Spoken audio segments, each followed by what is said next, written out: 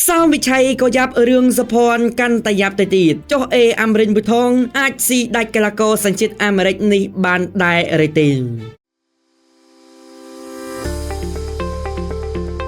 ព័ត៌មានរៀងរាល់ម៉ោងនាំមកជូនលោកអ្នកដោយ CSB Sport Official ត្រឹមតែរយៈពេលប្រមាណជា10ថ្ងៃជាងតែប៉ុណ្ណោះកីឡាករសញ្ជាតិអាមេរិកកម្ពុជាខ្ពស់រូបនេះបានផ្ដួលជើងខ្លាំងរបស់យើងចំនួន2រូបគឺសាមវិឆ័យនិងមេធីមរឿងសុភ័ណ្ឌចំពោះការផ្ដួលសាមវិឆ័យកាលពីថ្ងៃទី28ខែមិនិនាកន្លងទៅក្នុងការប្រកួតធីមគុនខ្មែរជួបជាមួយនឹងធីម USA ហើយការប្រកួតកាលពីថ្ងៃទី13កន្លងទៅនេះគឺមេធីមរឿងសុភ័ណ្ឌចាញ់បន្ទុកកីឡាកររូបនោះបើសិនអាមេរិកប៊ូថងជួបជាមួយនឹងកីឡាករអ៊ីវ៉ាន់បូតូនរូបនេះអេដមីនកាថាអាចនឹងពិបាក